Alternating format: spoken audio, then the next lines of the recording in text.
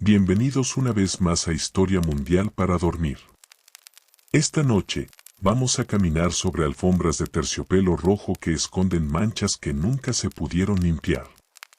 Dejamos atrás la ciencia y el arte para entrar en los pasillos del poder absoluto, donde una sola gota de líquido en una copa de vino puede cambiar el destino de un imperio. Vamos a hablar de la primera familia del crimen.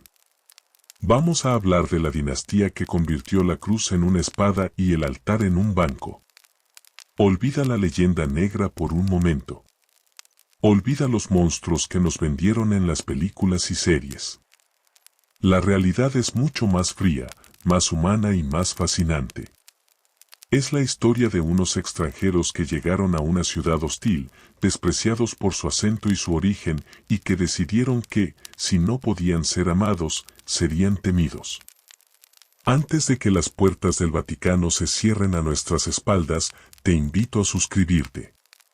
Estamos construyendo esta biblioteca de sombras para los que buscan descanso en la historia, y tu presencia es lo que mantiene encendidas nuestras velas. Ahora sí. Acomódate en la oscuridad. Bienvenido a la historia de los Borgia. Para entender a los Borgia, primero hay que sacarse de la cabeza la imagen de Roma. Su historia no empieza entre colinas suaves y cipreses italianos. Empieza bajo el sol implacable de España. Empieza en Játiva, en el reino de Valencia. Una tierra seca, dura, de luz blanca y sombras negras, donde la nobleza no se medía por la sofisticación, sino por la resistencia. Allí nacieron los Borgia. Con J. Eran una familia de la pequeña nobleza, orgullosos, ambiciosos, pero periféricos. No tenían los grandes ejércitos de los reyes de Castilla ni las flotas de los comerciantes de Aragón. Lo que tenían era una inteligencia afilada como una navaja y una lealtad familiar que era casi una religión. Sabían que en su tierra natal tenían un techo de cristal. Si querían tocar el cielo, tenían que ir a donde se fabricaba el poder. Tenían que ir a Italia. El primero en abrir la brecha fue Alonso de Borja. Un hombre severo, jurista brillante, anciano y calculador. Alonso logró lo imposible. Siendo un extranjero, un bárbaro a los ojos de los refinados italianos, fue elegido papa con el nombre de Calixto III.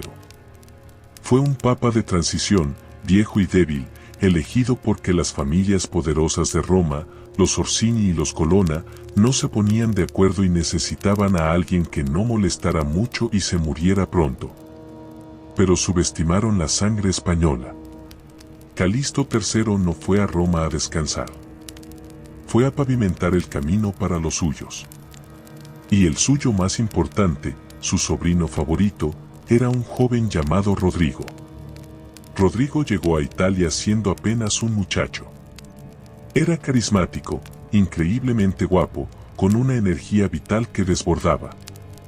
Tenía esa mezcla rara de encanto y peligro que atrae a las mujeres y pone en guardia a los hombres. Su tío lo nombró cardenal y vicepresidente de la Iglesia a una edad escandalosamente joven. Fue el acto de nepotismo más descarado de la época, pero a los Borgia no les importaba la opinión pública. Les importaba el control. Fue en esos primeros años cuando ocurrió la transformación. Rodrigo entendió que, para sobrevivir en la corte papal, tenía que camuflarse. El apellido Borja, con su J rasposa y gutural, sonaba demasiado rústico, demasiado ibérico. Así que lo suavizaron. Lo italianizaron. La J se convirtió en una G suave y musical. Nació el apellido Borgia. Pero aunque cambiaron las letras, nunca perdieron el acento. Y eso era algo que Roma nunca les perdonó. Para la aristocracia romana, que llevaba 1000 años viviendo de las ruinas del imperio, estos Borgia eran unos advenedizos. Los llamaban despectivamente los catalanes. Muerte a los catalanes era un grito que se escuchaba a menudo en las tabernas y en los callejones oscuros cuando había disturbios. Los veían como invasores, como mercaderes de piel oscura y costumbres extrañas que venían a robarse el oro de San Pedro. Rodrigo creció y maduró rodeado de este odio. Aprendió que cada sonrisa en el Vaticano escondía un puñal. Aprendió que los Colonna y los Orsini lo invitaban a sus palacios, pero se reían de él a sus espaldas. Esa hostilidad fue la forja que templó su carácter. Rodrigo decidió que no iba a jugar bajo las reglas de ellos. Si lo odiaban por ser extranjero, él los obligaría a arrodillarse ante ese extranjero. Durante 30 años, Rodrigo Borgia esperó. 30 años es una vida entera. Vio pasar a 4 papas. Vio cómo otros hombres se sentaban en el trono de San Pedro, hombres menos capaces, menos inteligentes que él. Pero Rodrigo tenía una virtud que pocos asocian con su nombre: la paciencia infinita. Mientras esperaba, se hizo rico. Inmensamente rico. Acumuló cargos, abadías y obispados como quien colecciona monedas. Se convirtió en el administrador más eficiente de la Iglesia. Sabía dónde estaba cada ducado, quién debía favores a quién. Construyó una red de espionaje y clientelismo que abarcaba toda Europa. Era el hombre más poderoso en las sombras. Y mientras acumulaba poder, también acumulaba vida. Rodrigo no era un místico que se flagelaba en una celda. Rodrigo amaba el placer. Amaba la comida, el baile, la caza y, sobre todo, las mujeres. No ocultaba a sus amantes. Vanosa dei Catanei, una mujer romana de carácter fuerte, le dio lo que él más deseaba: una dinastía. César, Joan, Lucrecia y Joffre. Rodrigo amaba a sus hijos con una pasión animal, visceral. En una época donde los clérigos ocultaban a sus bastardos llamándolos sobrinos, Rodrigo los sentaba a su mesa, los vestía con sedas y joyas, y los educaba como príncipes. Esa fue su gran ofensa y su gran debilidad. Quería ser papa, pero vivía como un rey secular. El odio de las familias romanas crecía al ver a estos bastardos españoles correr por los jardines del Vaticano. Pero Rodrigo sonreía. Sonreía con esa afabilidad que desarmaba a sus enemigos. Dejaba que los subestimaran. Dejaba que pensaran que era solo un vividor lujurioso. Pero detrás de sus ojos oscuros, el plan maestro estaba listo. Llegamos al año 1492. Es un año bisagra en la historia de la humanidad. Colón está navegando hacia lo desconocido. Los reyes católicos están tomando Granada. Y en Roma, el Papa Inocencio VIII exhala su último suspiro. El trono está vacío. Roma hierve. El calor de agosto es sofocante. Las calles están llenas de mercenarios contratados por los cardenales para proteger sus palacios ante el caos del cónclave. Se respira miedo y avaricia. Rodrigo Borgia tiene 61 años. Sabe que es ahora o nunca. Ha pasado 3 décadas siendo el segundo, el catalán, el extranjero útil. Se encierra en la Capilla Sistina con los otros cardenales. Las puertas se sellan. Y adentro, bajo los frescos que aún no tienen el juicio final de Miguel Ángel, comienza la subasta más grande de la historia de la cristiandad. Rodrigo no va a rezar para que el Espíritu Santo lo ilumine. Rodrigo va a comprar el cielo con plata. Las puertas de la Capilla Sistina se cerraron con llave desde afuera, aislando a 23 hombres del resto del mundo. Afuera, Roma hervía bajo el sol de agosto. Adentro, el aire se volvía irrespirable, cargado de olor a cera derretida, sudor rancio de hombres viejos y miedo. El cónclave empezó como una guerra de trincheras. Por un lado estaba Giuliano de la Rovere, el enemigo mortal de los Borgia.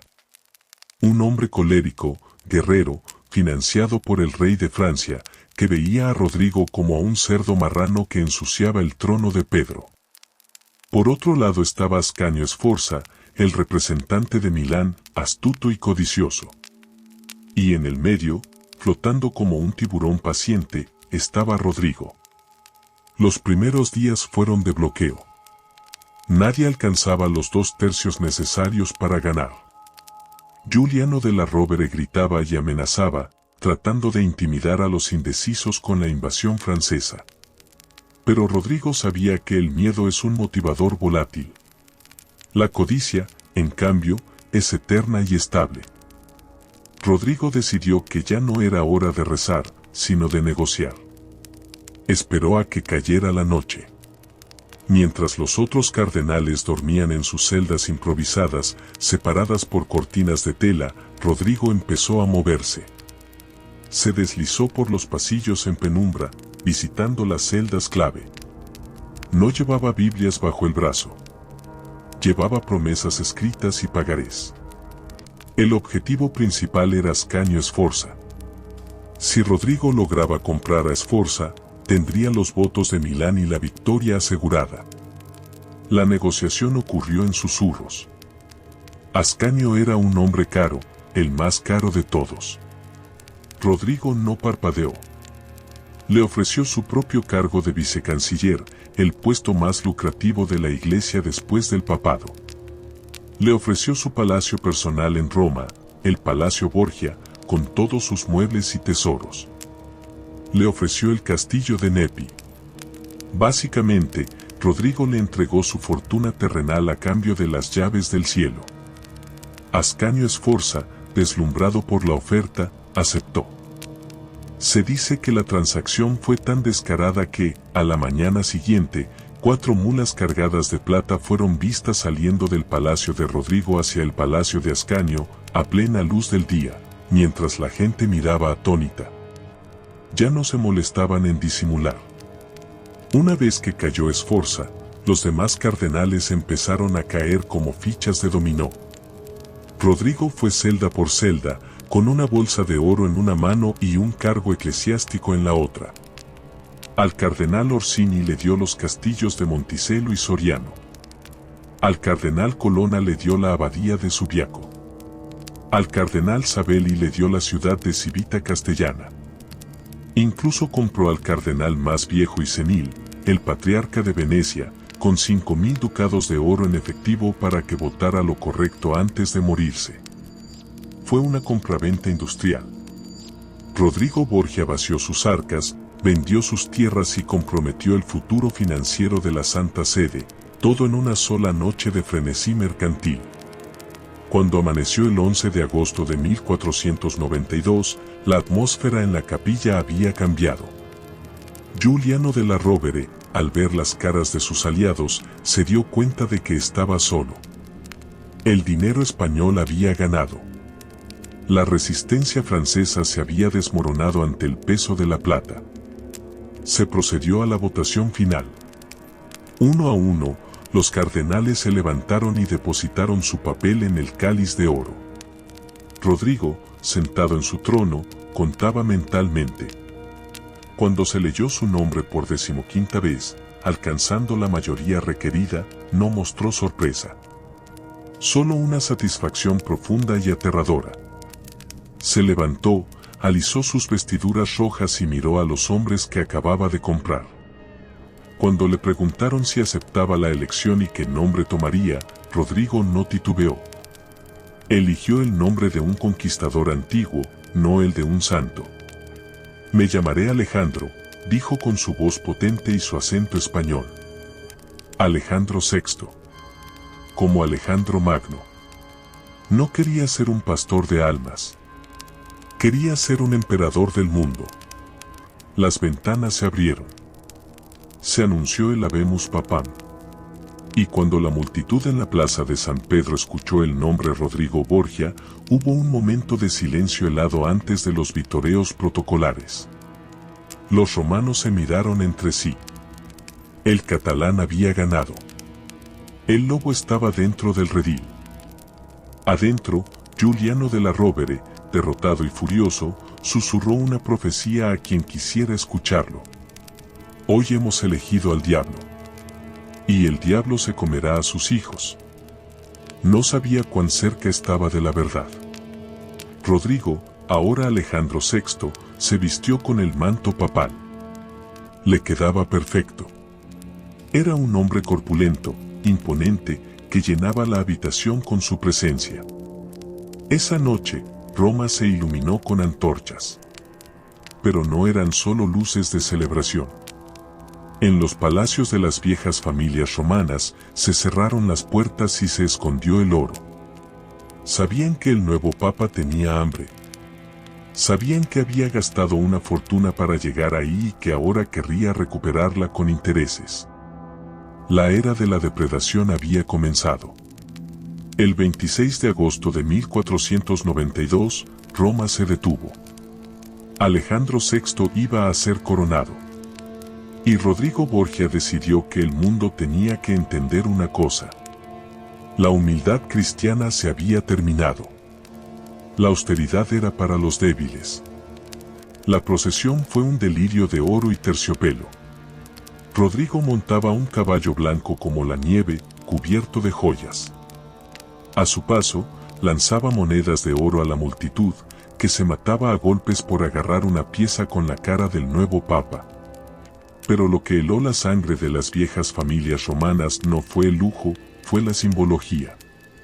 El escudo de armas de los Borgia es un toro rojo pastando en un campo de oro. Un animal bestial, fuerte, terrenal. Para la coronación, Rodrigo mandó a llenar las calles de Roma con estatuas y pinturas de toros. Había toros gigantes de madera en los arcos de triunfo. Había toros bordados en las banderas que colgaban de los balcones. En el arco de triunfo principal, se leía una inscripción que era casi una blasfemia. Roma fue grande bajo César, ahora es más grande bajo Alejandro. El primero era un mortal, este es un dios. Rodrigo no se estaba comparando con Jesús.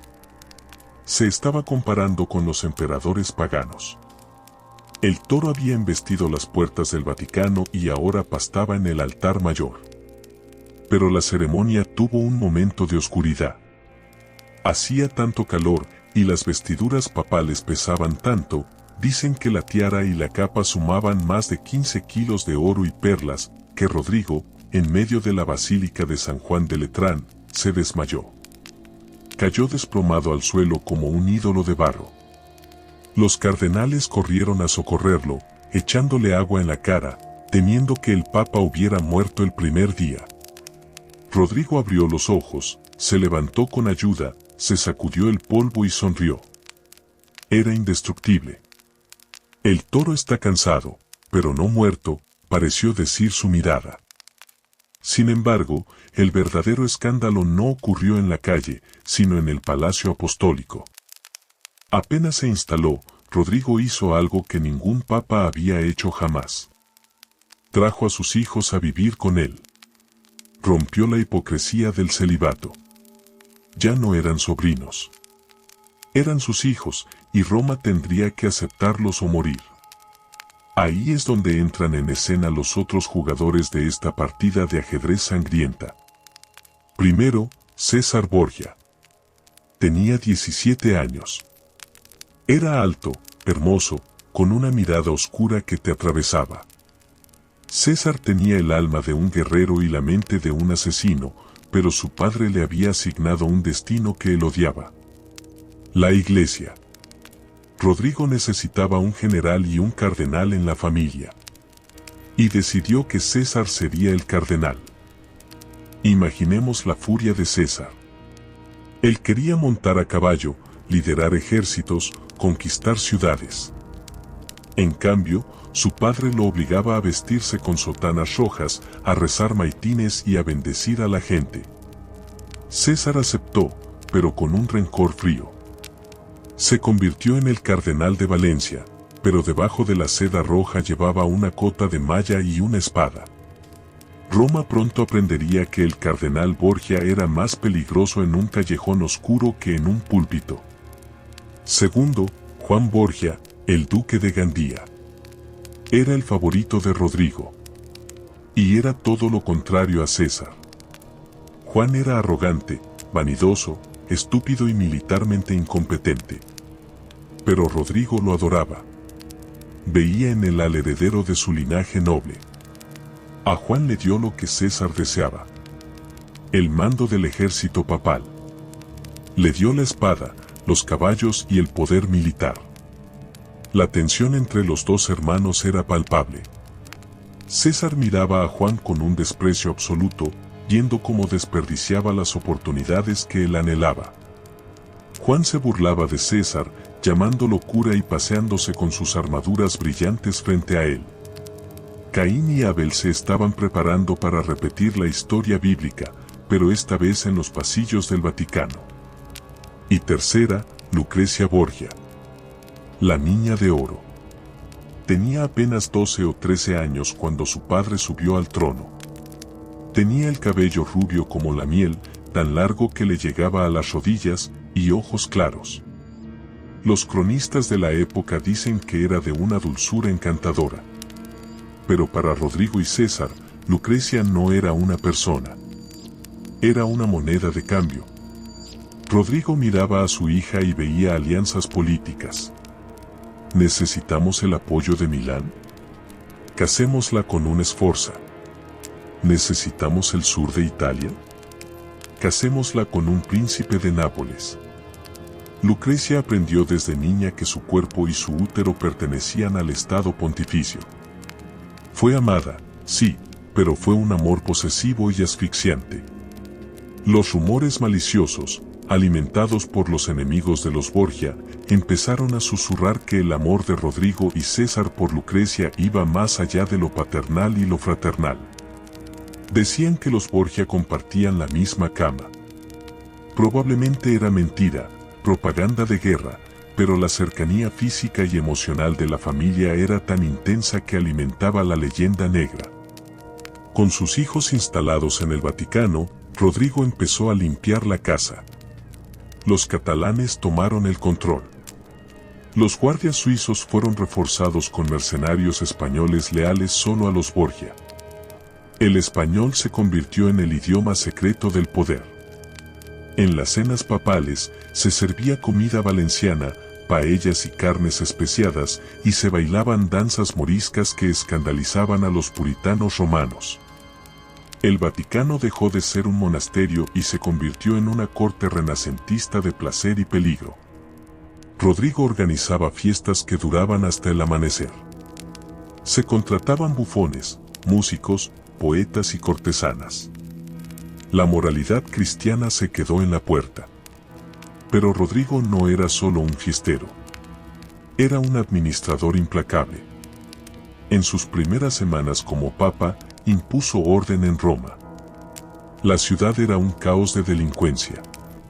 Rodrigo ordenó que se colgara a los ladrones y asesinos en el puente Sant'Agnello y que sus cuerpos quedaran allí pudriéndose como advertencia. Reformó las finanzas. Arregló las murallas. Los romanos, que al principio lo odiaban, empezaron a sentir un respeto temeroso. El toro tenía cuernos afilados. Si obedecías, había pan y circo. Si te oponías, había acero y veneno. Sin embargo, en las sombras, los cardenales derrotados, liderados por Giuliano de la Rovere, ya estaban conspirando. Giuliano huyó a Francia, a la corte del rey Carlos VIII, y empezó a susurrarle al oído al monarca francés: el Papa es un usurpador, un simoníaco, un hereje. Invade Italia, Majestad. Depone al monstruo y serás el salvador de la cristiandad. La tormenta se estaba formando en el norte. Pero Rodrigo no tenía miedo. Miraba a sus hijos, miraba sus arcas llenas y miraba a Roma a sus pies. Se sentía invencible. No sabía que la tragedia no vendría de los ejércitos franceses, sino de su propia sangre. Para asegurar su poder, Rodrigo necesitaba aliados. Y en el siglo XV, las alianzas no se firmaban con tinta, se firmaban con matrimonios. Rodrigo miró el mapa de Italia y vio que su flanco débil era el norte, Milán. Necesitaba mantener contento al poderoso clan Sforza. Así que miró a su hija Lucrecia, de 13 años, y le señaló a su marido. El elegido fue Giovanni Sforza, señor de Pesaro. Era un hombre mayor que ella, viudo, de carácter gris y sin talento. Pero tenía el apellido correcto. La boda se celebró en el Vaticano y fue un escándalo que hizo temblar las bases morales de Europa. Imaginemos la escena. El palacio del Papa, el centro de la cristiandad, convertido en un salón de banquetes pagano. Lucrecia estaba vestida con brocados de oro y perlas que pesaban más que ella. A su lado, el Papa Alejandro VI reía, bebía y lanzaba bromas de doble sentido a los novios. Las damas de la nobleza romana, invitadas a la fuerza, miraban con horror cómo las amantes del Papa se mezclaban con los cardenales. Se dice que esa noche se representaron obras de teatro lascivas y que el vino corrió hasta que los invitados no pudieron mantenerse en pie. Lucrecia, una niña en un mundo de lobos viejos, sonreía tímidamente, sabiendo que esa noche sería entregada a un extraño en una cama fría para cumplir con el contrato político de su padre. Pero la alegría de la boda duró poco. Porque en el norte, la profecía de Giuliano della Rovere se estaba cumpliendo. El rey de Francia, Carlos VIII, cruzó los Alpes. Carlos VIII era una figura de pesadilla. Los cronistas lo describen como un hombre pequeño, deforme, con una cabeza enorme, ojos saltones y manos temblorosas. Parecía un monstruo, pero comandaba la máquina de guerra más moderna del mundo. Traía consigo algo que los italianos nunca habían visto: artillería móvil. Hasta ese momento, los cañones eran bestias pesadas de piedra y hierro que tardaban semanas en montarse. Los franceses traían cañones de bronce, ligeros, montados sobre cureñas con ruedas tiradas por caballos. Podían desplegarse en minutos y destrozar las murallas medievales como si fueran de papel. La invasión fue un paseo militar. Las ciudades italianas se rendían antes de que cayera la primera bola de cañón. Se decía que Carlos VIII no conquistaba Italia con la espada, sino con la tiza de sus generales, que simplemente marcaban en las puertas de las casas donde iban a dormir los soldados esa noche. Maquiavelo escribió burlonamente que los franceses conquistaron Italia con espuelas de madera, sin bajarse del caballo. Rodrigo Borgia sintió el terror. El rey de Francia venía directo a Roma, con el cardenal Giuliano della Rovere a su lado, susurrándole que depusiera al papa corrupto y convocara un concilio para reformar la iglesia. Los Borgia estaban solos. Sus aliados los traicionaron. La familia Sforza, la familia de su yerno Giovanni, se pasó al bando francés. En la Navidad de 1494, el ejército francés estaba a las puertas de Roma. Rodrigo Borgia tuvo que huir del Palacio Vaticano y correr por el pasadizo secreto hacia el castillo de Sant'Agnello, la fortaleza inexpugnable construida sobre la tumba del emperador Adriano. Llevó consigo a César y a sus tesoros. Desde las almenas del castillo, Rodrigo vio entrar a los franceses. Era una marea de acero. Picas suizas, caballería pesada, los temidos cañones de bronce. Roma fue ocupada. El rey Carlos se instaló en el Palacio de San Marcos y exigió la rendición del Papa. Parecía el fin. Cualquier otro hombre se habría rendido, habría abdicado y huido al exilio. Pero Rodrigo Borgia no era cualquier hombre. Era un animal político. Sabía que el rey Carlos era joven, vanidoso y no muy inteligente. Sabía que Giuliano della Rovere era demasiado agresivo. Rodrigo invitó al rey a negociar. Y ocurrió el milagro. El Papa español usó todo su encanto. No actuó como un derrotado, sino como un padre espiritual ofendido. Envolvió al rey francés en un manto de halagos y misticismo. Le dijo que él, Carlos, era el verdadero enviado de Dios para ir a Nápoles y luego a Jerusalén. Rodrigo logró lo imposible. No solo no fue depuesto, sino que consiguió que el rey le jurara obediencia. A cambio, Rodrigo le dio paso libre por los estados pontificios hacia el sur y le entregó un rehén de sangre como garantía. Su propio hijo, César Borgia, iría con el ejército francés como guía y legado papal. César, furioso por ser usado como moneda de cambio una vez más, tuvo que marchar con los invasores. Pero César ya estaba demostrando su genio. Apenas salieron de Roma, en la ciudad de Velletri, César se disfrazó de mozo de cuadra.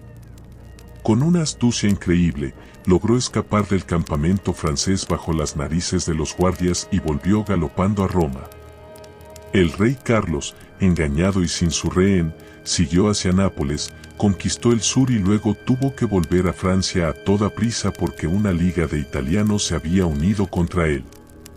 La tormenta había pasado. Los Borgia habían sobrevivido por un pelo. Pero la crisis dejó una lección clara para Rodrigo.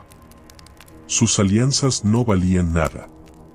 Y su yerno, Giovanni Sforza, no solo no había ayudado, sino que su familia había abierto las puertas a los franceses. Giovanni ya no servía. Y los Borgia no guardaban cosas que no servían. Rodrigo y César diseñaron un plan para deshacerse del marido de Lucrecia. No podían simplemente matarlo, todavía no, porque sería un escándalo diplomático. Tenían que anular el matrimonio. Y para anular un matrimonio católico consumado, se necesitaba una causa grave. Los Borgia eligieron la causa más humillante posible para un hombre del Renacimiento: la impotencia. Rodrigo declaró oficialmente que Giovanni Sforza era impotente, que su naturaleza estaba fría y que nunca había podido consumar el matrimonio con Lucrecia. Por lo tanto, Lucrecia seguía siendo virgen y el matrimonio era nulo. Era una mentira atroz. Giovanni había estado casado antes y luego se casaría de nuevo y tendría hijos. Pero tenía al Papa y a toda la maquinaria del Vaticano en su contra. César lo amenazó: firma la confesión de impotencia o te cortaré la garganta. Giovanni, aterrorizado, firmó. Confesó públicamente que no funcionaba como hombre. Huyó de Roma humillado, escupiendo veneno. Fue Giovanni Sforza, en su rabia y vergüenza, quien empezó a difundir por todas las cortes de Europa el rumor más oscuro. Dijo que el Papa quería recuperar a Lucrecia no por política, sino para tener libertad de acostarse con ella él mismo. Fue él quien sembró la semilla del incesto en la mente del público. Lucrecia fue sometida a un examen humillante por un tribunal de matronas y médicos de la Iglesia para certificar su virginidad. Por supuesto, los médicos, pagados por Rodrigo, certificaron que la chica estaba intacta, una Virgo intacta. Lucrecia, obediente, aceptó la farsa. Estaba libre de nuevo. Estaba lista para ser vendida al siguiente postor. Con el horizonte despejado, los Borgia se preparaban para la siguiente fase. César estaba harto de la Iglesia. Había visto la guerra de cerca con los franceses y le había gustado. Juan, el hermano inútil, seguía fracasando en el campo de batalla, perdiendo escaramuzas contra los Orsini y avergonzando a la familia. La tensión entre los hermanos era insostenible. Roma se había salvado de los franceses, pero ahora se estaba oscureciendo por dentro. Algo terrible estaba a punto de suceder en las orillas del río Tíber. Una noche oscura, una fiesta, dos hermanos que salen y solo uno que vuelve. El ascenso había terminado. Ahora comenzaba el reinado del terror.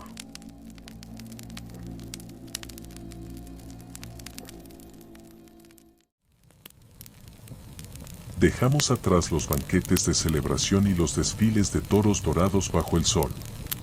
La euforia de la victoria contra los franceses se disipa como el humo de los cañones. Ahora, la oscuridad se cierra sobre el Vaticano. Ya no miramos hacia afuera, hacia los ejércitos invasores, sino hacia adentro, hacia el corazón mismo de la familia. El peligro ya no viene de un rey extranjero con rostro deforme, sino de la envidia que duerme en la habitación de al lado. Las aguas del río Tíber fluyen negras y silenciosas, esperando recibir un secreto que cambiará la historia de los Borgia para siempre.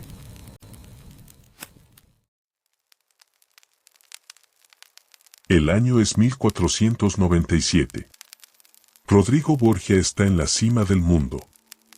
Ha derrotado a sus enemigos, ha burlado a los reyes y ha consolidado su poder. Pero tiene una espina clavada en el orgullo. Sus hijos. O mejor dicho, la distribución de roles entre sus hijos. Juan Borgia, el duque de Gandía, era el favorito absoluto del Papa. Rodrigo lo amaba con una ceguera total. Le había dado el mando de los ejércitos pontificios, le había dado tierras y títulos. Pero Juan era un desastre. Era arrogante, vicioso, mujeriego y, lo peor de todo, un cobarde en el campo de batalla. Se paseaba por Roma con armaduras de desfile, insultando a los maridos de las mujeres con las que se acostaba y burlándose de los nobles romanos. Era un blanco móvil esperando una flecha. Por otro lado estaba César, el cardenal, encerrado en sus hábitos rojos, viendo cómo su hermano menor, el inútil, se llevaba toda la gloria militar que él deseaba. La relación entre los dos hermanos se había vuelto tóxica. Se miraban con odio en las cenas familiares. César sabía que él era el líder nato, el estratega, el lobo. Juan era solo un perro faldero con un collar de oro. La tragedia ocurrió en una noche sofocante de junio. El 14 de junio, para ser exactos. La madre de los chicos, Vanozza dei Catanei, organizó una cena de despedida en su viñedo, cerca de San Pedro, porque César tenía que viajar a Nápoles. Fue una cena extraña. Estaban César, Juan y un tercer invitado misterioso, un hombre enmascarado que había estado visitando a Juan durante días. Comieron, bebieron y rieron. Al caer la noche, los dos hermanos montaron sus mulas para volver al Palacio Vaticano. Pero en un punto del camino, Juan se detuvo. Le dijo a César que quería divertirse un rato más antes de volver a casa. Se separó del grupo junto con el hombre enmascarado y se perdió en las calles oscuras del barrio judío. César volvió al Vaticano. Juan nunca regresó. A la mañana siguiente, el Papa notó la ausencia de su hijo favorito. Al principio no se preocupó. Juan solía desaparecer días enteros en burdeles o en camas ajenas. Pero pasó el día. Pasó la noche. El caballo de Juan apareció vagando solo, con los estribos rotos. El pánico se apoderó de Rodrigo. Ordenó que se buscara en cada sótano, en cada pozo y en cada taberna de Roma. Finalmente, apareció un testigo. Un hombre simple, un leñador eslavo que dormía en su barca a orillas del Tíber. El hombre contó una historia que heló la sangre de la corte. Dijo que, en la madrugada, había visto a dos hombres salir de las sombras arrastrando un cuerpo inerte. Dijo que un hombre a caballo, un caballero que daba órdenes en voz baja, supervisaba la operación. Dijo que balancearon el cuerpo y lo arrojaron al río. Cuando el caballero preguntó si se había hundido, los hombres lanzaron piedras sobre el manto del muerto que flotaba para enviarlo al fondo.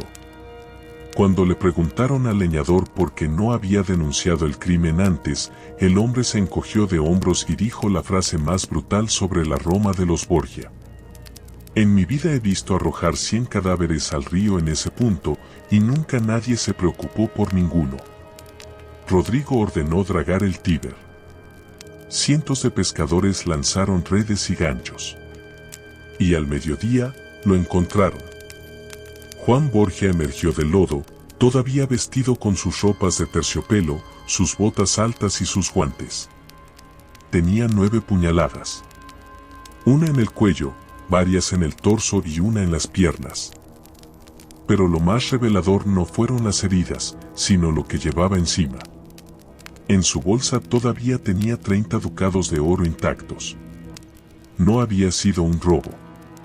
Había sido una ejecución. Había sido odio personal. La reacción de Rodrigo Borgia fue desgarradora. El hombre de hielo, el político calculador, se quebró. Se encerró en sus habitaciones y sus gritos de dolor se escuchaban en todo el palacio y en las calles adyacentes. Lloró sin consuelo. Se negó a comer durante 3 días. Golpeaba las paredes. En un consistorio frente a los cardenales, el papa más corrupto de la historia pidió perdón, se rasgó las vestiduras y prometió reformar la iglesia, renunciar al nepotismo y vivir en austeridad. Dios nos ha dado este golpe por nuestros pecados, dijo sollozando. Pero mientras el papa lloraba, César Borgia permanecía en silencio. César miraba el ataúd de su hermano con una expresión indescifrable. No lloró. No mostró sorpresa. Roma empezó a murmurar. ¿Quién había matado al duque de Gandía? Había muchos sospechosos. ¿Fue la familia Orsini, vengándose de una guerra anterior? ¿Fue el conde de Mirandola, cuya hija había sido seducida por Juan? ¿Fue Giovanni Sforza, el exmarido de Lucrecia? Pero todos los caminos llevaban a la misma conclusión oscura. El asesinato había sido profesional. No había robo. Y el mayor beneficiado de la muerte de Juan era César. Con Juan muerto, el puesto de capitán general de la iglesia estaba vacante. Con Juan muerto, César ya no tenía rival por el afecto de su padre. La investigación policial, que había empezado con furia, se detuvo repentinamente. Dicen que Rodrigo, en algún momento de su dolor, miró a los ojos a César y entendió. Entendió que si seguía investigando, tendría que condenar a su único hijo varón capaz. Entendió que la sangre de Abel manchaba las manos de Caín. Y Rodrigo, el padre, decidió encubrir el crimen. El caso se cerró. Nunca se acusó a nadie. Fue el punto de quiebre. El luto de Rodrigo duró poco. Su naturaleza animal volvió a tomar el control. Olvidó las promesas de reforma. Y 1 año después, César consiguió lo que tanto deseaba. En una ceremonia solemne, César Borgia se arrodilló ante su padre. Fue el primer hombre en la historia en renunciar al capelo cardenalicio. Se quitó la túnica roja de la iglesia y la dejó en el suelo. A cambio, recibió la espada, la armadura y el título de duque de Valentinois, un regalo del nuevo rey de Francia. El cardenal había muerto. Nacía el príncipe. Nacía el hombre que inspiraría a Maquiavelo. César Borgia, libre de la moral cristiana, vestido de negro, con una máscara en el rostro para ocultar una incipiente sífilis o simplemente para aterrar, estaba listo para incendiar Italia. Su lema lo decía todo. Out César, out nihil. O César, o nada. La bestia había sido desencadenada. Y ahora, necesitaba un reino propio. Con César al mando del ejército, los Borgia lanzaron su gran proyecto. Crear un reino propio. No querían ser solo los inquilinos del Vaticano.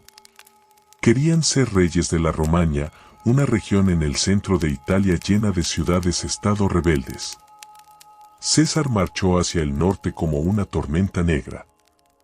Su campaña fue brutal y eficiente. No peleaba como los caballeros antiguos, buscando honor. Peleaba para ganar. En la ciudad de Forlì, se enfrentó a una leyenda. Catalina Sforza, la tigresa. Una mujer guerrera que defendió su castillo con uñas y dientes mientras sus hijos eran amenazados. César la bombardeó, tomó la fortaleza y la llevó encadenada a Roma. Dicen que la violó y la humilló, pero también dicen que la admiraba. César coleccionaba enemigos fuertes como si fueran trofeos de caza. Pero mientras César conquistaba ciudades con cañones, en Roma, su padre conquistaba fortunas con una copa de vino. Mantener el ejército de César costaba una fortuna. Los mercenarios suizos y alemanes no peleaban gratis. ¿De dónde sacaban el dinero? De la cantarella. La cantarella era el arma secreta de los Borgia. Un veneno. Se dice que era una variante del arsénico, mezclado con vísceras de cerdo podridas y dejado secar hasta convertirse en un polvo blanco, insípido e inodoro. Era perfecto. Se podía disolver en el vino o espolvorear sobre la comida. El método de Rodrigo era de una simplicidad mafiosa. Cuando el Papa necesitaba dinero, miraba a su colegio cardenalicio. Buscaba al cardenal más rico, preferiblemente uno viejo y sin familia poderosa. Lo invitaba a cenar al Vaticano. Era un honor que nadie podía rechazar, pero que todos temían. La cena era exquisita. Música, faisanes, vino dulce. El Papa, encantador y robusto, brindaba por la salud de su invitado. Días después, el cardenal empezaba a sentirse mal. Un dolor de estómago. Una fiebre lenta. Y moría. Como según la ley canónica, si un clérigo moría en Roma sin testamento claro, sus bienes pasaban a la Santa Sede. Rodrigo heredaba palacios, tierras y cofres de oro. La cantarella era la recaudadora de impuestos más eficiente de la historia. El terror en Roma era absoluto. Los embajadores extranjeros escribían a sus reyes diciendo: «Aquí nadie se acuesta seguro de despertarse mañana». Se acuñó un dicho popular: «El Papa nunca asiste a un funeral, porque los muertos son obra suya». Pero la crueldad de César no se limitaba a los curas ricos. Su sed de control llegó de nuevo a su hermana, Lucrecia. Después de anular su primer matrimonio, Rodrigo casó a Lucrecia con Alfonso de Aragón, duque de Biseglie. Era un príncipe napolitano, joven, y según dicen, el hombre más hermoso que había pisado Roma. Y ocurrió algo inesperado en el mundo de los Borgia. Lucrecia se enamoró de verdad. Tuvieron un hijo. Eran felices. Pero la política cambió. Los Borgia se aliaron con Francia, y Francia era enemiga de Nápoles. De repente, Alfonso de Aragón, el marido napolitano, ya no era un activo. Era un estorbo. César Borgia, que odiaba a su cuñado, quizás por celos políticos, quizás por celos incestuosos enfermizos, decidió que Alfonso tenía que desaparecer. La noche del 15 de julio de 1500, Alfonso salía de cenar con el Papa. Caminaba por las escalinatas de la Basílica de San Pedro, territorio sagrado. De repente, salieron asesinos de las sombras. Lo atacaron con cuchillos y espadas. Alfonso, valiente y joven, luchó. Quedó gravemente herido, sangrando a mares, pero logró escapar y refugiarse en los apartamentos de Lucrecia. Lucrecia y los médicos del Papa, los que no eran envenenadores, curaron sus heridas. Lucrecia, aterrorizada, montó guardia en la habitación de su marido. Cocinaba ella misma su comida en una hornalla pequeña dentro del cuarto para que nadie pudiera envenenarlo. Alfonso, contra todo pronóstico, empezó a recuperarse. Esto enfureció a César. El príncipe fue a visitar al herido. Entró en la habitación, miró a su hermana y a su cuñado con una frialdad de reptil y susurró una frase que pasaría a la historia: «Lo que no se hizo a la comida, se hará a la cena». Era una sentencia de muerte. Días después, César volvió. Esta vez no fue solo. Llevaba a su verdugo personal, un hombre leal y mudo llamado Micheletto Corella. César ordenó a Lucrecia y a su suegra que salieran de la habitación. Ellas se resistieron, lloraron, se aferraron a la cama. Pero nadie le decía que no a César. Fueron sacadas a la fuerza. La puerta se cerró. Hubo un silencio breve. Micheletto, con sus manos enormes, estranguló a Alfonso de Aragón en su propia cama de convaleciente. Fue una muerte íntima, sucia y silenciosa. Cuando abrieron la puerta, Alfonso estaba muerto. César dijo que el duque había muerto por una caída accidental. Nadie le creyó, pero nadie se atrevió a contradecirlo. Lucrecia, con la ropa manchada de la sangre de su marido, gritó de dolor, pero su padre y su hermano la miraron con indiferencia. Ya le estaban buscando un tercer marido. Era una pieza de ajedrez, y las piezas no lloran. En ese momento, César Borgia se convirtió en el dueño de Roma.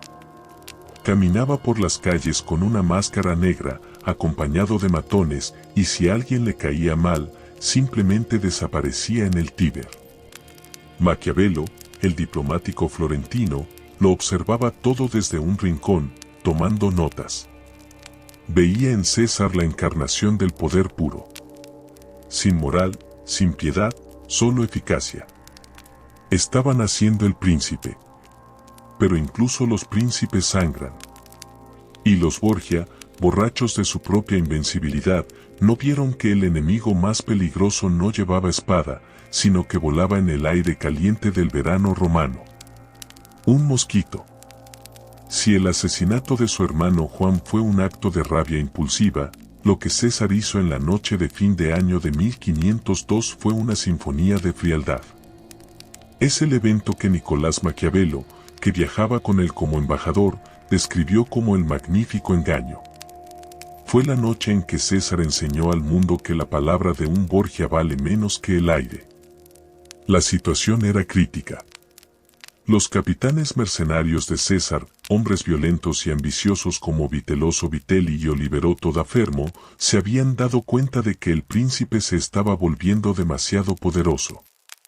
Temían ser los siguientes en la lista de víctimas. Así que conspiraron contra él. Se rebelaron. César, en lugar de atacarlos con furia, hizo algo aterrador. Sonrió. Les envió cartas llenas de dulzura. Les dijo que los entendía, que los perdonaba, que los necesitaba.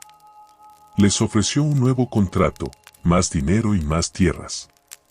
Los invitó a una cena de reconciliación en la ciudad de Sinigalia, para celebrar el Año Nuevo y la nueva alianza. Los capitanes, cegados por la codicia y creyendo que César estaba débil, aceptaron. Dejaron a sus tropas afuera de la ciudad y entraron al castillo de César desarmados, vestidos con sus mejores ropas de seda para el banquete. César los recibió en la puerta. Los abrazó uno por uno. Les dio el beso de la paz. Maquiavelo observaba desde un rincón, fascinado por la actuación. Una vez que entraron en la sala principal, la sonrisa de César se apagó como una vela soplada por el viento. Hizo una señal discreta. De la sombra salieron Micheletto Corella y sus guardias. No hubo juicio. No hubo cena. Los capitanes fueron atados a las sillas. Esa misma noche, mientras afuera se celebraba el Año Nuevo, fueron estrangulados con cuerdas de violín. César miraba mientras sus rostros se ponían morados y sus lenguas se hinchaban. Eliminó a todos sus enemigos de un solo golpe, sin perder un solo soldado. Fue una limpieza perfecta. Maquiavelo escribió: nunca un príncipe se deshizo de sus enemigos con tanta elegancia. Mientras César limpiaba Italia con sangre, en el Vaticano, su padre Rodrigo celebraba la vida con un exceso que rozaba lo pornográfico. La moralidad cristiana había desaparecido por completo de los palacios papales. El punto culminante de esta decadencia fue el infame banquete de las castañas. Ocurrió la noche de Halloween, el 31 de octubre de 1501. El Papa organizó una cena privada en sus apartamentos. Invitados: César, Lucrecia y 50 de las cortesanas más caras y hermosas de Roma. Después de la cena, los candelabros se bajaron al suelo. Las cortesanas, alentadas por el vino y las monedas de oro, empezaron a bailar. La ropa empezó a sobrar. Según el diario de Johann Burchard, el maestro de ceremonias del Papa, un hombre alemán, serio y escandalizado que anotaba todo con horror burocrático, la fiesta se convirtió en una competencia sexual. Se arrojaron castañas calientes por el suelo de mármol del Vaticano. Las mujeres, completamente desnudas, debían gatear entre los candelabros encendidos para recoger las castañas. No con las manos. El Papa y sus hijos, sentados en el estrado como jueces de un concurso infernal, reían y premiaban con túnicas de seda y joyas a las que mostraban más destreza y pasión. Esta imagen es la postal definitiva de los Borgia. El vicario de Cristo, el representante de Dios en la tierra, presidiendo una orgía en el mismo suelo donde se firmaban bulas y se nombraban santos. Roma se había convertido en la Babilonia del Apocalipsis. Los predicadores callejeros gritaban que el fuego del cielo caería sobre el Vaticano, pero Rodrigo solo se reía y pedía más vino. Se sentía intocable. Tenía el oro, tenía el ejército y tenía el placer. ¿Qué más podía pedir un hombre? Sin embargo, en medio de este torbellino de carne y muerte, había alguien que quería escapar. Alguien que estaba cansada de ser la espectadora de primera fila en el circo de su familia. Lucrecia. Después del asesinato de su marido Alfonso, Lucrecia había caído en una depresión profunda. Pero los Borgia no permiten el luto. Su padre y su hermano ya le habían buscado un tercer destino. Esta vez, apuntaban alto. Querían el ducado de Ferrara. Querían casarla con Alfonso de Este, el hijo de una de las familias más antiguas y orgullosas de Italia. Los Este despreciaban a los Borgia. Los consideraban unos advenedizos españoles, hijos de cura y asesinos. Pero Rodrigo hizo lo que mejor sabía hacer. Compró el honor. Pagó una dote monstruosa. Cientos de miles de ducados de oro, joyas, caballos y exenciones de impuestos para Ferrara. Básicamente, compró al novio. Lucrecia entendió que esta era su última oportunidad. Si se quedaba en Roma, terminaría muerta o loca, víctima de los celos de César o de las intrigas de su padre. Ferrara era su bote salvavidas. Empacó sus cosas. Se despidió de su madre, Vanozza. Y se preparó para dejar el Vaticano para siempre. No sabía que esa huida sería lo único que la salvaría de la tormenta perfecta que se estaba gestando en el horizonte.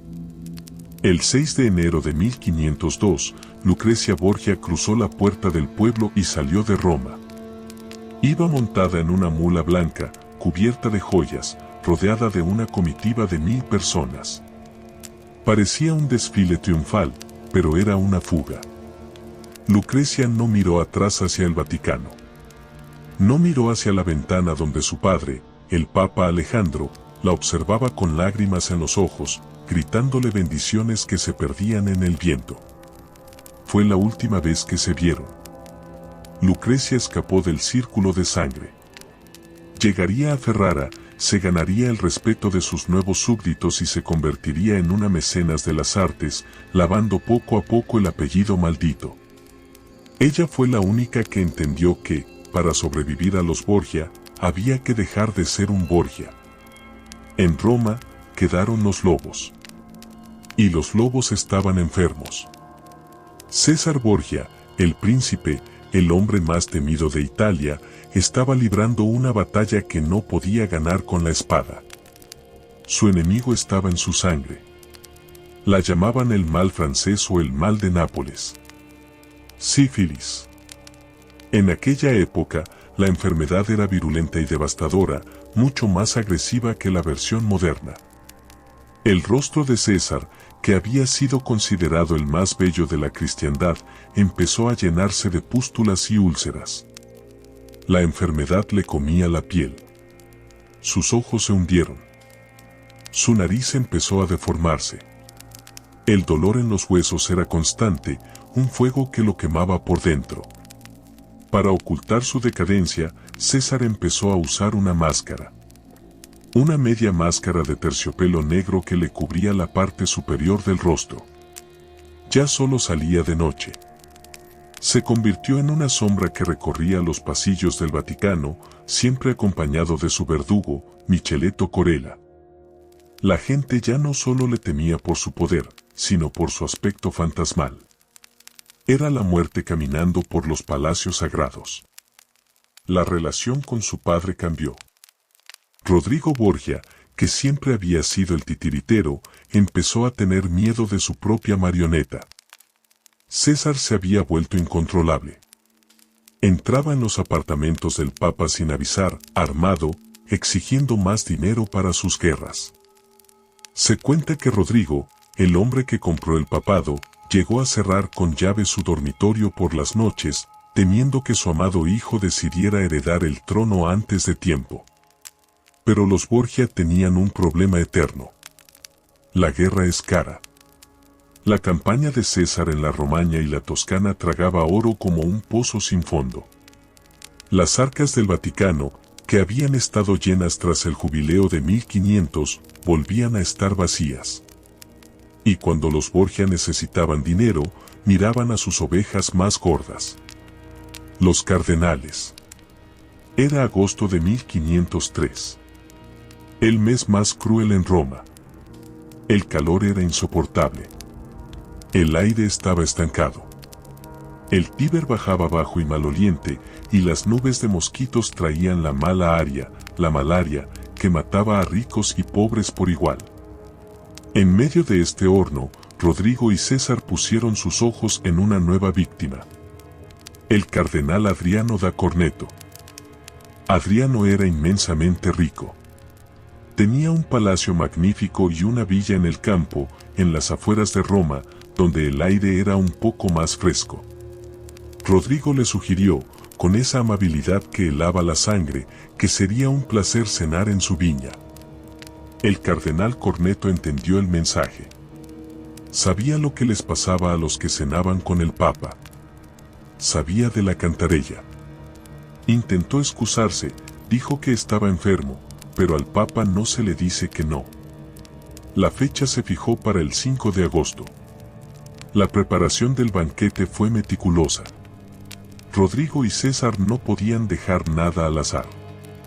Según los relatos de la época, que mezclan realidad y leyenda, pero que encajan con el modus operandi de la familia, César preparó el vino personalmente. Tomó 2 botellas de vino de excelente calidad. En ellas, disolvió el polvo blanco de la cantarella. Era una dosis calculada para matar lentamente, para que pareciera una fiebre de verano y no un asesinato. Le entregó las botellas a un sirviente de confianza, con instrucciones precisas. Estas botellas no se tocan. No se sirven a nadie hasta que yo haga la señal. Son para el cardenal y para quien yo diga. El plan era perfecto. Irían a la viña al atardecer, cuando el calor bajara un poco. Comerían bajo las parras. César haría la señal. El sirviente serviría el vino especial al cardenal Corneto. El cardenal moriría en una semana. El Papa heredaría su fortuna. César pagaría a sus soldados. Y la rueda del poder seguiría girando. Pero los Borgia cometieron un error fatal. Subestimaron el caos. Subestimaron el calor. Y subestimaron la estupidez humana. La tarde de la cena, el calor era tan opresivo que los pájaros caían muertos de los árboles. Rodrigo Borgia, de 72 años, llegó a la viña sediento, sudando bajo sus ropas pesadas. César también llegó, agobiado por la fiebre de su sífilis y el calor. Llegaron antes de lo previsto. El cardenal Corneto todavía no estaba listo. Los sirvientes corrían de un lado a otro. El copero de confianza de César, el que sabía el secreto de las botellas, se había alejado un momento, quizás a buscar hielo o agua. Rodrigo se sentó pesadamente en una silla y pidió de beber. Vino, exigió. Traedme vino ahora. Un segundo sirviente, uno que no sabía nada del plan, vio las 2 botellas que César había apartado con tanto celo. Pensó. Si el duque las guarda con tanto cuidado, debe ser el mejor vino de la casa. Queriendo agradar al Papa, tomó una de esas botellas. Llenó una copa de cristal hasta el borde. El líquido brillaba oscuro y tentador. Se la entregó al Papa. Rodrigo bebió con sed, vaciando la copa de un trago. En ese momento, César entró en el jardín. También tenía sed. El sirviente, servicial, llenó otra copa de la misma botella y se la ofreció al príncipe. César bebió. El veneno estaba dentro. La trampa se había cerrado sobre los cazadores. Nadie se dio cuenta en el instante. La cantarella no mataba al contacto. Trabajaba en las entrañas. La cena transcurrió. Comieron. Rieron. El cardenal Corneto, que llegó tarde y bebió del vino normal, miraba a sus huéspedes con terror, esperando el momento de su muerte, sin saber que los hombres que tenía enfrente ya eran cadáveres caminando. Al volver al Vaticano esa noche, el infierno se desató. Rodrigo y César cayeron en cama casi al mismo tiempo. Los síntomas fueron brutales. Vómitos incontenibles. Fiebre altísima que hacía delirar. La piel se les puso roja, como si estuvieran ardiendo por dentro. Los médicos del Papa corrían por los pasillos con sangrías y medicinas inútiles. Roma contuvo el aliento. La noticia corrió como la pólvora. El Papa y el Duque se mueren. Los enemigos de los Borgia, los Orsini, los Colonna, empezaron a afilar sus espadas en las sombras. El cardenal de la Rovere, desde el exilio, sonrió. El reinado del terror había llegado a su fin. No por una espada justiciera, sino por una copa equivocada en una tarde de verano. El diablo había venido a cobrar su deuda, y no aceptaba oro, solo almas.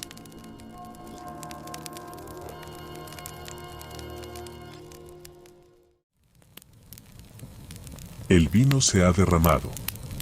Las risas en la viña se apagan, reemplazadas por los gemidos de dolor en las habitaciones cerradas del Vaticano. El sol de agosto sigue quemando sobre Roma, pero dentro de los palacios, el frío de la muerte empieza a subir por las piernas de los hombres más poderosos de la tierra. La fortuna, esa mujer caprichosa que Rodrigo Borgia creyó haber comprado, ha decidido girar la rueda. Se acabaron los bailes, se acabaron las conquistas y se acabaron las máscaras. Ahora, solo queda la verdad biológica. La carne, por más santa que se crea, se pudre igual que la fruta caída.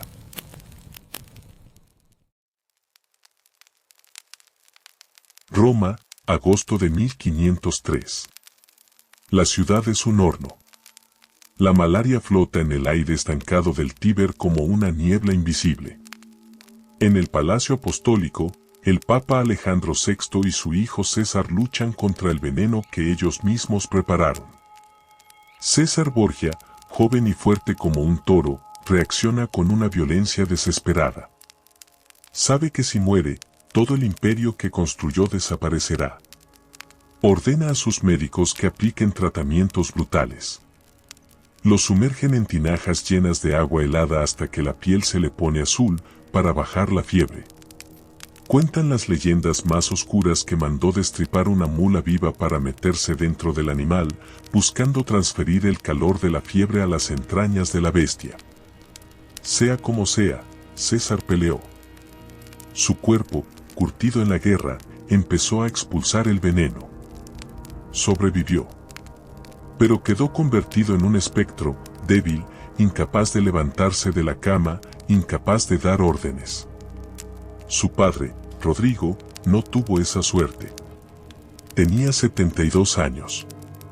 Era un hombre obeso, amante de la buena vida, cuyo corazón ya estaba cansado. El veneno, mezclado quizás con la malaria, devastó su organismo. Su agonía duró una semana eterna. El 18 de agosto, el Papa Alejandro VI confesó sus pecados. Y debió ser una confesión larga. Esa tarde, la respiración se le volvió ronca y pesada. El hombre que había comprado el cielo con plata ahora se enfrentaba a un juez que no aceptaba sobornos. Al atardecer, murió. Y en ese instante, comenzó el horror. Lo que sucedió con el cadáver de Alejandro VI es un caso único en la historia de los papas y parece una venganza divina por su vanidad. Apenas el corazón dejó de latir, el proceso de descomposición se aceleró de una manera sobrenatural. Hacía calor, sí, pero esto era diferente. En cuestión de horas, el cuerpo de Rodrigo empezó a hincharse. Se infló como un globo monstruoso. La piel, que había sido blanca y cuidada, se tornó primero violeta y luego negra como el carbón. La lengua se le hinchó tanto que le salía de la boca y empezó a echar una espuma blanca y fétida. El olor era tan insoportable que los cardenales y sirvientes no podían entrar en la habitación sin cubrirse la nariz con pañuelos empapados en vinagre. Nadie quería velarlo. Los guardias suizos tuvieron que amenazar a los sacerdotes para que se quedaran rezando junto al monstruo. Pero el insulto final ocurrió en el funeral. Cuando intentaron meter el cuerpo en el ataúd, se dieron cuenta de que ya no cabía. El cadáver estaba tan hinchado y deforme que sus hombros eran más anchos que la caja de madera. La escena descrita por Johann Burchard, el maestro de ceremonias, es dantesca. No hubo respeto. No hubo solemnidad. Dos hombres fuertes, con la nariz tapada por el hedor apodrido, se subieron encima del cuerpo del Papa.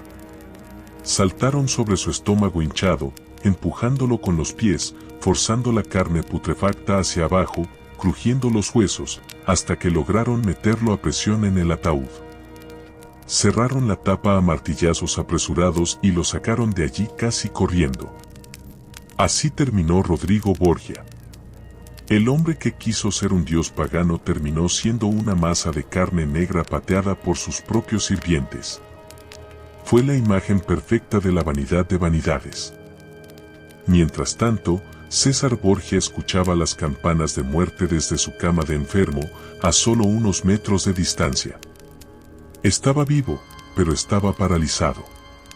Y ese fue su gran error. César le había dicho una vez a Maquiavelo: he pensado en todo lo que podría pasar cuando muriera mi padre, y para todo tenía una solución. Lo único que nunca pensé es que, cuando él muriera, yo también estaría muriendo. El vacío de poder en Roma fue inmediato. Sin el Papa para protegerlo y sin salud para liderar a sus tropas, el imperio de César se desmoronó como un castillo de naipes. Sus enemigos, los Colonna y los Orsini, volvieron a Roma sedientos de venganza. El pueblo romano, que había vivido aterrorizado por los Borgia, salió a las calles gritando en libertad. Saquearon los apartamentos papales, robando hasta las sábanas de la cama donde había muerto Rodrigo. César, débil y rodeado, tuvo que negociar. Se refugió en el castillo de Sant'Agnello. Pero lo peor estaba por venir. El cónclave para elegir al nuevo papa se reunió. Y de esa reunión salió elegido el peor enemigo posible, la némesis de la familia. Giuliano della Rovere. Giuliano tomó el nombre de Julio II. Era un hombre de hierro, conocido como el Papa Guerrero. Odiaba a los Borgia con cada fibra de su ser. Pero Julio II era astuto. Sabía que César todavía controlaba las fortalezas de la Romaña y tenía la lealtad de los soldados españoles.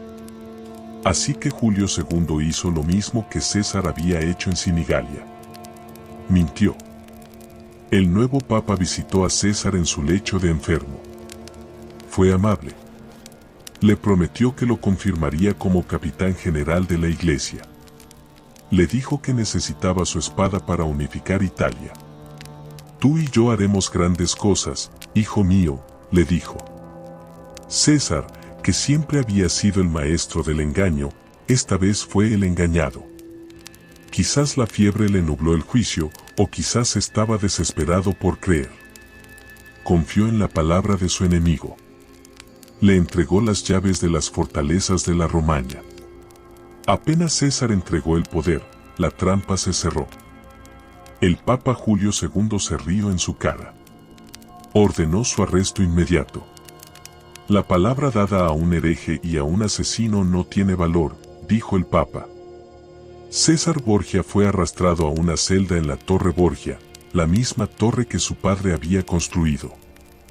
De la noche a la mañana, el príncipe, el dueño de Italia, se convirtió en un prisionero sin nombre. Sus amigos lo abandonaron. Sus tropas se dispersaron. Maquiavelo, que tanto lo había admirado, ahora escribía sobre él con desprecio, llamándolo un hombre que perdió la fortuna y el juicio al mismo tiempo. Pero la historia de César no termina en una celda romana. Los Borgia son duros de matar. César logró ser enviado a España, a una prisión de máxima seguridad en el Castillo de la Mota, en Medina del Campo. Creyeron que allí, en la tierra de sus ancestros, se pudriría y sería olvidado. Se equivocaron. César Borgia tenía 31 años. Estaba enfermo, sí, pero todavía tenía el fuego del lobo en la sangre.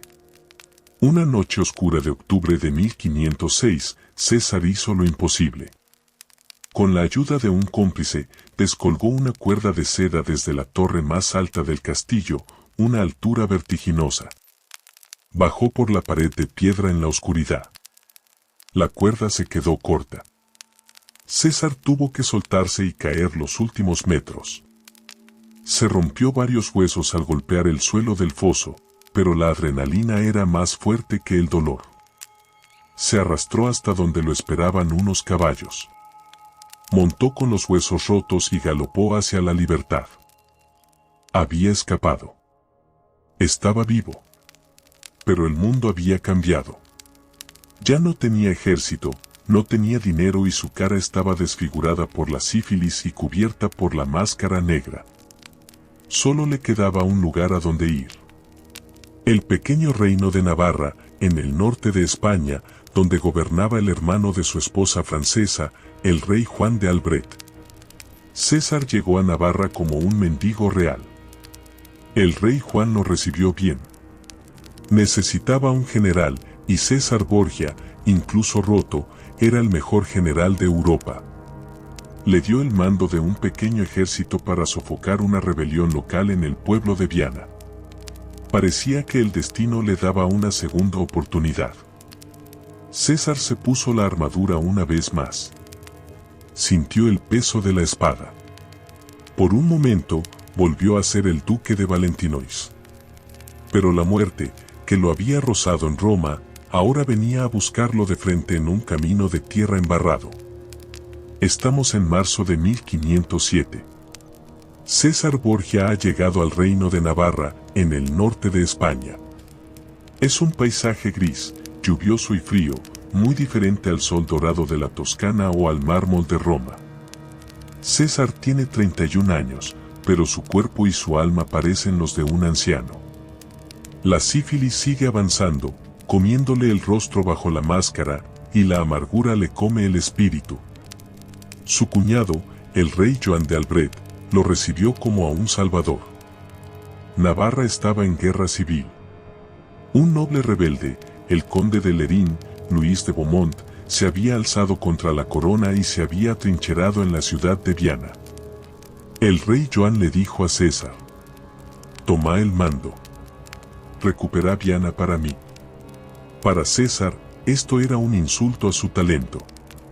Él, que había conquistado la Romaña, que había engañado a los mejores generales de Italia, que había sido el terror del Vaticano, ahora tenía que pelear una escaramuza feudal por un castillo de segunda categoría en medio del barro. Pero no tenía opción. Era eso o la nada. Y su lema seguía siendo o César o nada. Aceptó el mando con una furia fría. Organizó el asedio de Viana. Quería terminar rápido, demostrar su poder y quizás usar Navarra como trampolín para recuperar Italia. Pero el destino tenía otros planes. La noche del 11 de marzo se desató una tormenta bíblica. El viento aullaba y la lluvia convertía los campos en pantanos. César, confiado en que nadie se movería con ese clima, ordenó retirar a parte de los centinelas para que descansaran. Fue un error de novato, o quizás un error de alguien que ya no le importa vivir. Aprovechando la oscuridad y el ruido del trueno, el conde de Lerín envió un convoy de suministros para romper el bloqueo y alimentar a sus hombres dentro del castillo. Los rebeldes pasaron justo por donde deberían haber estado los guardias de César. Lograron meter comida y armas en Viana bajo las narices del gran estratega. Cuando amaneció el 12 de marzo y César se enteró de lo que había pasado, tuvo un ataque de ira psicótica. La humillación era insoportable. Él, el hijo del Papa Alejandro, burlado por unos campesinos navarros. Los testigos dicen que César enloqueció. No esperó a que le pusieran la armadura completa. No esperó a su guardia personal. No esperó a que prepararan su caballo de batalla. Salió de su tienda gritando maldiciones en una mezcla de español e italiano. Se subió al primer caballo que encontró y se lanzó al galope hacia las murallas de Viana, solo, completamente solo, buscando sangre. Fue un momento de desconexión total con la realidad. César Borgia ya no estaba peleando contra el conde de Lerín. Estaba peleando contra su propia caída, contra la enfermedad, contra el recuerdo de su padre podrido, contra el Dios que lo había abandonado. Galopó hacia la barranca salada, un camino estrecho y peligroso, persiguiendo a los rebeldes que huían. Sus capitanes intentaron seguirlo, pero César iba demasiado rápido, poseído por el demonio de la guerra. Se adentró en la niebla de la mañana, alejándose de sus líneas, metiéndose directo en la boca del lobo. Los rebeldes, al ver que un solo jinete loco los perseguía, se detuvieron. No sabían quién era. No vieron al duque de Valentinois ni al príncipe de Roma. Solo vieron a un caballero imprudente con una armadura rica. Se escondieron detrás de unas rocas en el barranco. Prepararon las lanzas. Prepararon las emboscadas. César Borgia, el hombre que había matado a sus enemigos en cenas de lujo y con venenos indetectables, estaba a punto de enfrentarse a la muerte más vulgar de todas. La emboscada callejera. El lobo había caído en la trampa de los perros. César galopaba a ciegas. La lluvia le golpeaba la máscara de cuero y la ira le nublaba la vista. Al entrar en el barranco, el terreno se volvió traicionero. El barro chupaba las patas del caballo. Y de repente, de entre las rocas y los matorrales, surgieron tres figuras. No eran grandes generales. No eran príncipes enemigos. Eran tres soldados simples del conde de Lerín. Hombres duros, vascos y navarros, acostumbrados a pelear por un pedazo de pan y un poco de vino. Sus nombres, rescatados por la historia, eran Garcés, el de Ágreda y un tal Ximénez. Nombres comunes para matar a un semidios. César intentó frenar, pero ya era tarde. Los soldados vieron un caballero rico, con una armadura dorada y una capa de terciopelo rojo empapada. Vieron botín. No sabían que estaban atacando al hijo del Papa Alejandro VI. Para ellos, era una piñata llena de monedas. César sacó la espada. Peleó con la desesperación de una bestia acorralada. Durante unos minutos, el príncipe volvió a brillar. Logró herir a uno, maniobrando el caballo en el espacio estrecho. Pero eran 3 contra 1, y estaban armados con lanzas largas, diseñadas para desmontar jinetes. Garcés de los Fallos vio el hueco. César levantó el brazo para asestar un golpe de espada, y al hacerlo, la armadura dejó al descubierto la axila, ese punto débil que los romanos llamaban la vía de la muerte. Garcés embistió con su lanza. La punta de acero entró profunda, atravesando el pecho de lado a lado. César Borgia soltó un gemido ahogado. La fuerza del golpe lo sacó de la silla. cayó al barro con un ruido sordo de metal chocando contra piedra. El caballo, asustado, huyó. César intentó levantarse. Todavía estaba vivo. Se arrastró por la tierra húmeda, intentando agarrar su espada. Pero los soldados se le echaron encima como buitres. Uno sacó una piedra grande del camino y se la estrelló en la cabeza, abollando el yelmo y rompiendo el cráneo. Otro le clavó una daga en la espalda para asegurarse. El duque de Valentinois, el hombre que había hecho temblar a Italia, dejó de moverse. Quedó boca abajo en un charco de agua sucia mezclada con su propia sangre noble. Pero la humillación recién empezaba. Los soldados no perdieron tiempo rezando por su alma. Empezaron el saqueo. Le arrancaron la armadura pieza por pieza, maravillados por la calidad del acero milanés. Le sacaron la capa de terciopelo. Le sacaron las botas de cuero fino. Le sacaron el jubón de seda. Lo desnudaron completamente. Lo dejaron como vino al mundo, pálido, cubierto de cicatrices de guerra y de las llagas violetas de la sífilis que ahora quedaban expuestas bajo la luz gris de la mañana. Hubo un detalle final, de una tristeza poética devastadora. Cuando terminaron de robarle todo, los soldados se fueron, dejando el cuerpo tirado en el camino. Alguien, quizás uno de los asesinos con un ataque repentino de pudor, o quizás el propio César en su último espasmo de agonía, colocó una pequeña piedra plana sobre sus genitales para cubrir su vergüenza. Esa fue la imagen que encontraron sus hombres horas después. Cuando el rey Joan de Albret y los capitanes de César llegaron al lugar, alertados por el caballo sin jinete, se encontraron con el cuadro grotesco. No había majestuosidad. No había últimas palabras filosóficas. Solo había un pedazo de carne blanca y herida tirada en el barro, cubriéndose con una piedra. El rey Joan lloró. No por amor, sino por espanto. Mandó cubrir el cuerpo con su propia capa.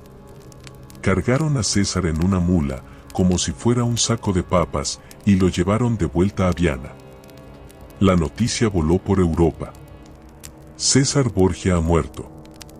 En Roma, el Papa Julio II sonrió y dijo una misa de agradecimiento. En las cortes de Italia, los poetas escribieron sátiras crueles. Maquiavelo cerró su cuaderno y escribió el final de su lección. La fortuna es una mujer violenta, y si no la dominas, te destruye. César fue enterrado en la iglesia de Santa María de Viana. En un sepulcro de mármol magnífico, digno de un príncipe. En la tumba se escribió un epitafio que decía: aquí yace en poca tierra el que toda la tenía. Pero ni siquiera muerto César tuvo paz.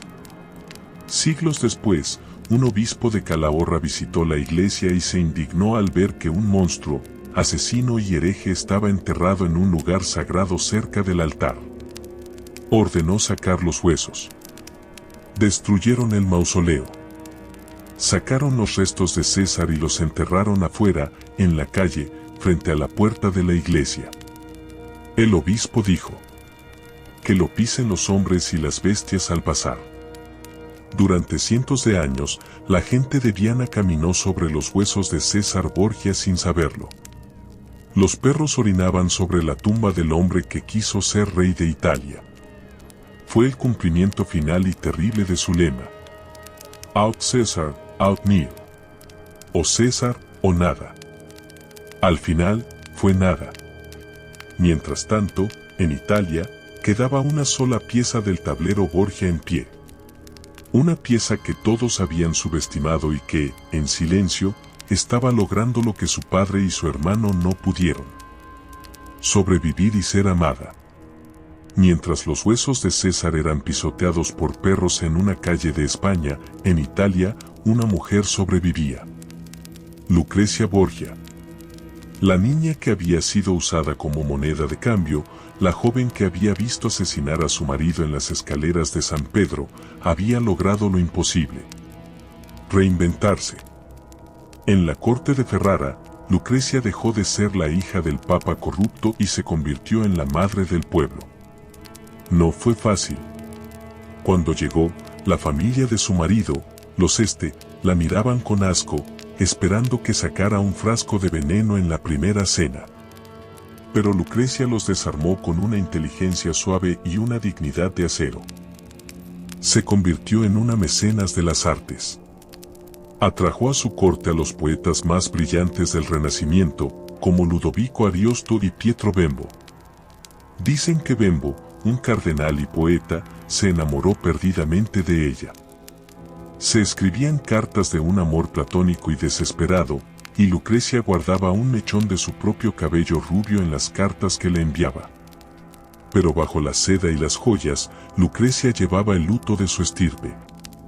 Los sirvientes descubrieron que, debajo de sus vestidos lujosos, la duquesa usaba a menudo un cilicio. Una camisa de pelo áspero o una cadena de metal con puntas apretada contra la piel suave, causándole dolor constante. ¿Por qué lo hacía? ¿Era penitencia por los pecados de su padre? ¿Era culpa por haber sobrevivido a sus hermanos? ¿O era una forma de sentir algo real en un mundo de mentiras? Lucrecia gobernó Ferrara con sabiduría.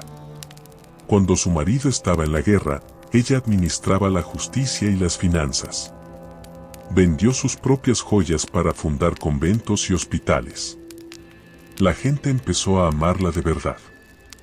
La llamaban la buena duquesa. Habían olvidado el apellido Borgia. Pero la tragedia familiar la perseguía. La maldición de los Borgia no era el veneno, era la maternidad. Lucrecia tuvo muchos embarazos, y muchos terminaron en abortos o en niños que morían a los pocos días. Cada parto era una ruleta rusa con la muerte. En junio de 1519, Lucrecia dio a luz a una niña sietemesina que murió casi enseguida. Lucrecia contrajo fiebre puerperal. Sabía lo que significaba. Había visto morir a demasiadas mujeres así. El calor le subió a la cabeza. El cuerpo le dolía. Tenía 39 años.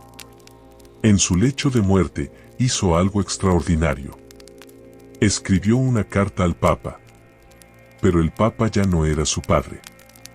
Era León X, un Medici, enemigo acérrimo de los Borgia. Sin embargo, la carta de Lucrecia es de una humildad y una belleza que desarma. Le pedía su bendición final, aceptando su destino sin miedo, deseosa de dejar este mundo engañoso. Murió tranquila, rodeada de su familia y sus poetas. Fue enterrada en el convento del Corpus Domini en Ferrara. A diferencia de su padre y su hermano, su tumba nunca fue profanada. Todavía está allí, bajo una losa simple, recordada no como un monstruo, sino como una mujer que logró florecer en el infierno. Pero si Lucrecia encontró la paz, el fantasma de su familia siguió vagando por Roma, atrapado en una cápsula del tiempo. Tras la muerte de Alejandro VI, el nuevo Papa, Julio II, tomó una decisión drástica. Odiaba tanto a los Borgia que no soportaba ver sus rostros. Alejandro VI había encargado al gran pintor Pinturicchio que decorara sus apartamentos privados en el Vaticano con frescos magníficos. En esas paredes, Pinturicchio había pintado a la familia Borgia disfrazada de santos y figuras bíblicas. Rodrigo aparecía rezando, Lucrecia aparecía como Santa Catalina, César como un rey mago. Julio II declaró: «No viviré en las mismas habitaciones que los Borgia. No quiero ver sus caras malignas mirándome desde las paredes. Sellad las puertas». Y así se hizo. Los apartamentos Borgia fueron cerrados con llave. Se convirtieron en las habitaciones negras del Vaticano. Durante más de 300 años, nadie entró allí. El polvo se acumuló sobre los frescos de oro y lapislázuli. La oscuridad protegió las pinturas de la luz y del humo de las velas. Imaginemos ese silencio.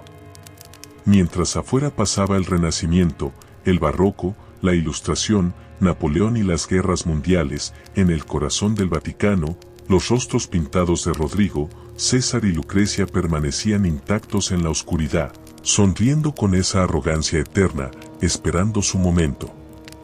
Recién a finales del siglo XIX, el Papa León XIII ordenó abrir las puertas. Cuando entraron con antorchas, los historiadores se quedaron sin aliento. Los colores eran vibrantes, perfectos. Los Borgia nos miraban directamente a los ojos, frescos como el día en que fueron pintados, desafiando al tiempo y al olvido. Fue el descubrimiento de una Pompeya renacentista. Hoy, cuando caminamos por esas salas, sentimos una opresión en el pecho. Es la atmósfera densa de la ambición desmedida. Es el lugar donde se planeó el asesinato de Juan, donde Lucrecia bailó con las castañas, donde César afiló su espada. La historia ha sido cruel con ellos, pero también justa. Nos ha enseñado que el mito del veneno en el anillo es probablemente falso, una invención de sus enemigos. Los Borgia no mataban más que otras familias de la época. Los Medici, los Sforza, los reyes católicos. Todos usaban el puñal y la intriga. El pecado de los Borgia no fue la crueldad, fue la arrogancia. Fue ser extranjeros que se atrevieron a decir Roma es nuestra. Fue querer convertir el papado en una dinastía hereditaria. Y sobre todo, fue hacerlo sin pedir disculpas. César Borgia inspiró a Maquiavelo a escribir El Príncipe, el libro fundamental de la política moderna. Rodrigo Borgia nos mostró los límites del poder religioso. Y Lucrecia nos mostró la capacidad de resistencia del espíritu femenino. Son una trinidad oscura que sigue fascinándonos porque son el espejo de nuestros propios deseos inconfesables. Todos llevamos un pequeño Borgia adentro. Esa voz que quiere el poder, el placer y la gloria a cualquier precio. Pero también llevamos el miedo a terminar como ellos. Solos, hinchados y olvidados en un camino de barro.